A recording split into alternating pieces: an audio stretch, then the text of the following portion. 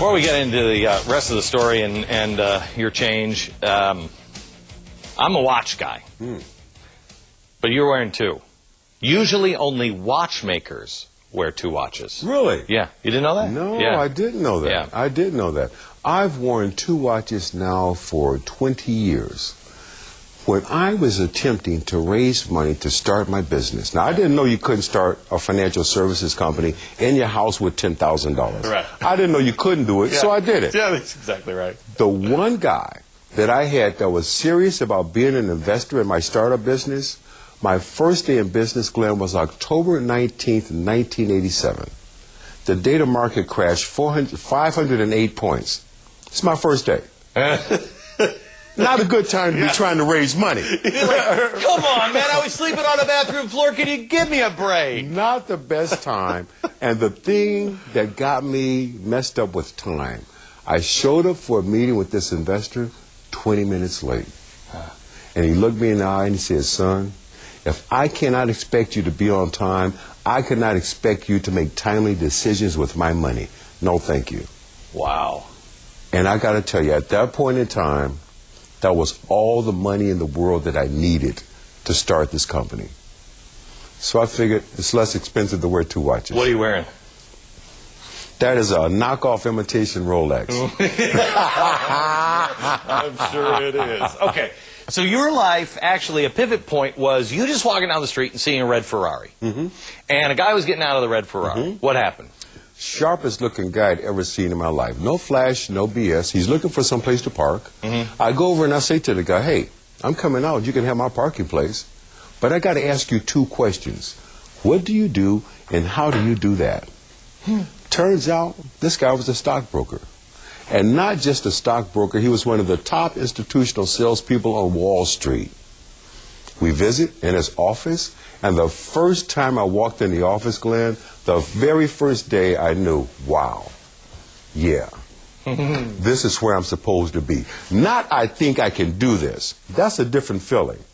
This is where I'm supposed to be. The ticket tape is rolling, the phones are ringing off the hook, people are screaming and shouting out orders, bodies are flying all over the place, and what looked like chaos to anybody else, I could see the natural rhythm, and I knew. It was like reading music for me.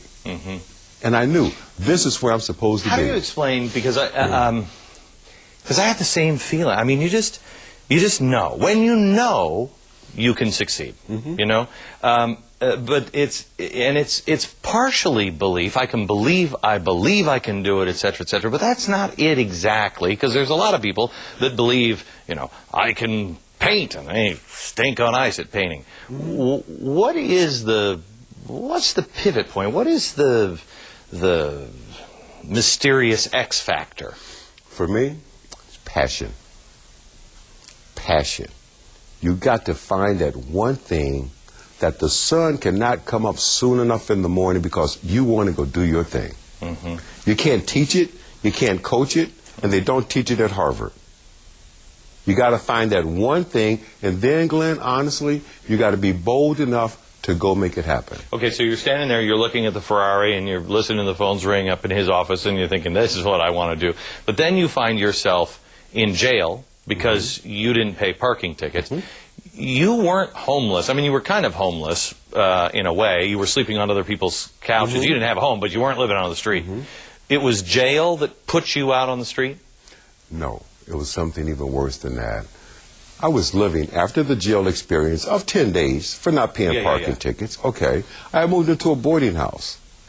The hardest part of this whole experience, that 10-day stint in jail, Glenn, that was the first time I was away from my son. I was the first thing that boy saw when he came into the world. I was the first thing he saw every morning, the last thing he saw at night. This was the first time we were apart. I don't know if you've ever been forcefully separated from your child. No. But when you have that experience, that rattles you to your core. Sure. And one day my ex showed up and decided, you know what? I don't want the baby anymore here. Wow. That's how we became homeless. Where I was living, the boarding house did not allow children. And my son and I joined that class of people, again, invisible even among homeless people, working families homeless. You know, I was fascinated in the movie about how you would run every night to be able to. Real. And I said, that's insanity. There should have been a place for. There should have been, and thank God now today there are for other families who are in similar circumstances. But the situation I was in, Glenn, it came down to I'm a commission-only salesman. And I know if I stay on this phone another 5 minutes, I can get this commission. But if I stay on the phone another 5 minutes, I'm going to miss the bus. If I miss the bus, I'm late to the setter. If I'm late to the setter, I'm late to the shelter.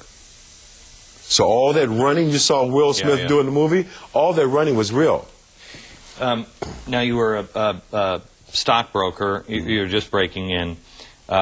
Did you ever experience racism? Because I've heard you call it, was it placism? Placism. Placism. What is that? Placism is, look, I didn't go to college. Didn't mean I wasn't bright when I came into the business. The industry had begun to require an MBA just to get into their institutional training programs. But I had never gone to college, did not come from a politically connected family, had no money of my own to invest in the stock market. Who's going to do business with you? That's placism. That could affect anybody in the world. Go ahead. But I knew this is where I'm supposed to be. The passion was more powerful than the placism. I have to tell you, there is something about when you just know. I mean, I'll do business with people. You didn't say anything about credentials. You can look them in the eye, and you know. You can feel it. You do. You and can't hide it, baby. It's like the color of your eyes. It is. It is. You look right there. And, Glenn, sometimes it's not there. Yeah. Right? Okay. No, thank you. Yeah, no, exactly thank right. you. We'll be back in just a second. Find out what Will Smith had to do to play this amazing story. Chris Gardner, back in a second.